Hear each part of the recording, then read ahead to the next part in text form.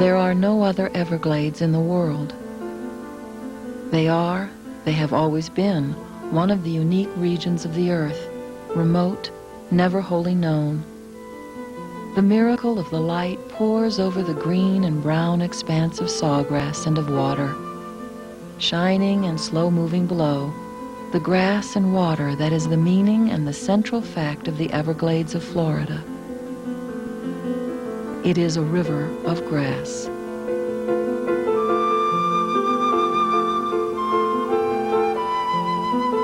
So begins Marjorie Stoneman Douglas in her book about the wetlands paradise that was South Florida. When she wrote in 1947, Douglas could not have imagined how rapidly the ensuing decades would devour her beloved glades.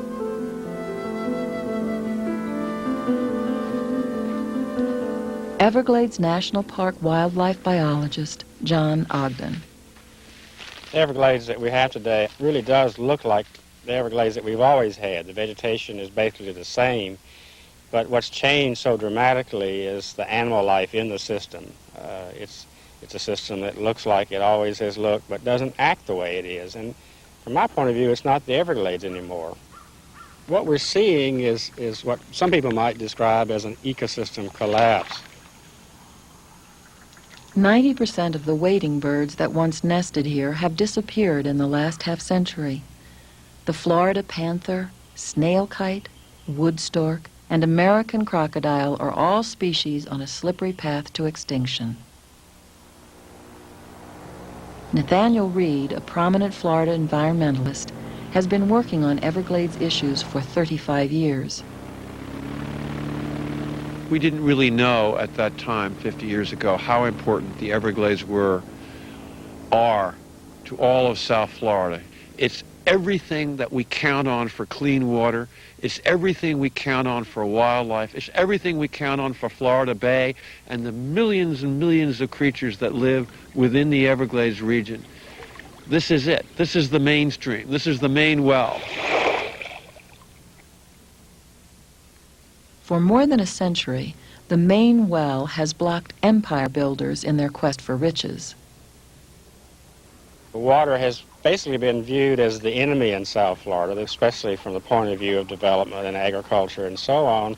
So much of what's been done in the system up until the last couple of decades has been designed to get rid of water, that water is evil and we've got to get it under control. So the state of Florida and the Army Corps of Engineers built one of the most elaborate plumbing systems in history. The river of grass was turned into a collection of sinks, faucets, and drain lines. One of the main beneficiaries was the powerful sugar industry. Citrus and produce farmers also moved into the Everglades, taking advantage of the rich, drained muck and long winter growing season. And then there is the suburban sprawl for which South Florida is justifiably famous. Subdivisions and strip malls march farther and farther into the glades, drinking up wetlands, eating up wildlife habitat. The River of Grass, once a 50-mile wide sheet of water gently flowing south from Lake Okeechobee, now looks like this. 2,000 square miles of wetlands have been lost, over half the original Everglades. Canals and levees create a system of compartments. Everglades National Park sits besieged at the bottom end of the drainage, an aquatic park dying of thirst. Everybody else got a dependable supply of water. The urban areas got a dependable supply of water. Agriculture got a dependable supply of water. Everybody got flood control, and the park got screwed. The salvation of the park is all a matter of water.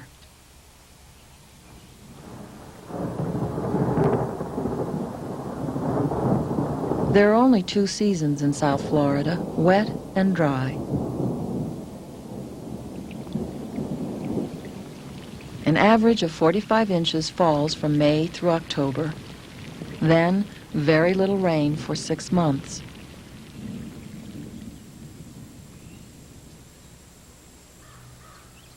As the great flooded marsh dries and forms pools, fishes, frogs, and crayfish are trapped and become easy prey for small mammals and wading birds. Birds like the endangered wood stork will not reproduce until these conditions occur. Today in the park, the great marshes are drying out too often, too extensively, undermining the food supply. The wetlands become weaker and increasingly unable to produce food when the next rainy season rolls around.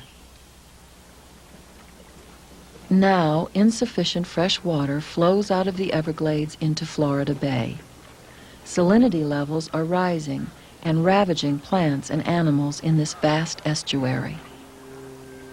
An ecosystem collapses like so many dominoes. A restoration plan has been drawn up for Everglades National Park. The slow work of changing policy to get water where it needs to be, when it needs to be there, is underway. Echoing the magnitude of the original plumbing system, this wetlands restoration program is the most ambitious ever attempted. So we've got to start off by removing some of the levees. We're talking about taking out several miles of levees and canals along our boundaries. We're talking about changing the distribution and direction of water flows. The entire world is aware of the Everglades. They're watching the Everglades. More and more they know that we're trying to turn things around in the Everglades. And the general attitude is, we're watching to see if you can do it.